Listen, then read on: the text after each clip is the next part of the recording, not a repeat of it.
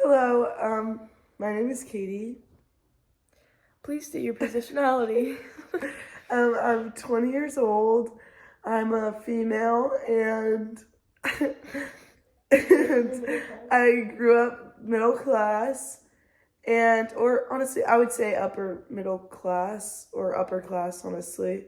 I came from a very wealthy area and, what's the other? And I'm white. Good to know. So today I'm gonna be asking you questions about what you think society should know more about the prison system and just like the justice system in general. So my first question is, what do you think the average voter or citizen should know about prisons and prison life in this country, and why? I think that the average citizen should know more about what's the word for reincarceration rates, like recidivism. Yes. Okay, I think we should all know more. We should also know what the word is. Right? We should know more about recidivism, and I think that would really help voters and people to know what they're voting for and why we should change the prison systems. Because if we saw on paper how ineffective it really is, and how once you go once, the likelihood of you going back is extremely high, and that has to definitely be looked at. So you can know who to vote for, what policies you should support, things like that. Okay, I agree. So that kind of answered the second question too, of what if anything do you think would change in our society if more people knew the book information? I think it would help. I think it would help a lot. That I think that rehabilitation should be the primary concern for prison instead of punishment. Because a lot of these people that are in there for drug-affiliated crimes or petty crimes, theft, things like that, I think they are in a very troubled area or place in their mind and things like that. So we need to be working on rehabilitation rather than stripping them from all of their dignity and everything they knew. Yeah. And things like that.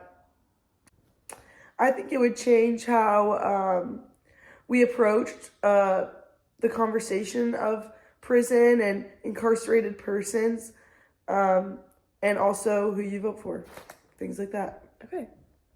Easy enough. Very winded answer. No, but I mean, it makes sense. If those people are better, then it'll help the communities that they're from. Yeah. And then exactly. Everything's better, basically. So then, which groups or communities would most benefit from more discussion of the powers of prosecutors in our society? I think underprivileged groups would benefit most from more discussion, because I think more discussion would lead to seeing the holes and the disadvantages. Having so much power and having us have so little knowledge of their powers is going to have a really unhealthy power imbalance. Mm-hmm. They're going to have basically all the knowledge, all the power, and we're just kind of have to we have really no way against it other than discussion. So I think that it would help underprivileged people. I think it could really help all people, but I think especially underprivileged people who are very frequently incarcerated. Mm-hmm.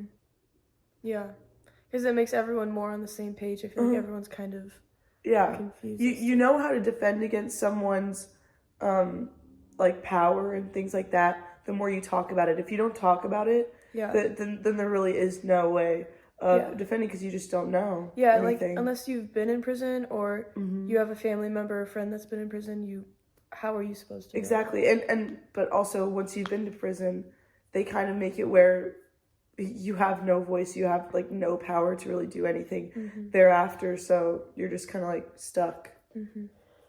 So then, How has film warped your sense of reality when it comes to prison life? Um, I think that it definitely looks like there's two sides, like in television, and it could be accurate. I have no idea. But in television, it shows like that it's the inmates versus the, what are they called? Like guards. The guards. It's like a war between the two when when really you're just clocking in for a job. You don't really have that much power over a human being, a human life. But it's like that one study where they put all of those people that weren't prisoners in a prison. Stanford prison. Yeah, and then they just all of a sudden Yeah. filled these roles when it's we are both equal, we're both normal people, but for some reason I'm giving this person so much power because they just clocked into their job. When Yeah. really they have no real power over you and they shouldn't have like power over you. Yeah, I think But they definitely that's kind take of it way that's too far. yeah, that's like my perception from film of that how that interaction goes. Yeah, the dynamic is like Yeah, it's just like so very hostile where they feel like they are, you know, far above all of the people incarcerated. yeah. And it's definitely nowhere close to rehabilitation. No, it makes it worse. Yeah. Yeah, I agree. Thank you for talking to me about this subject. Yes.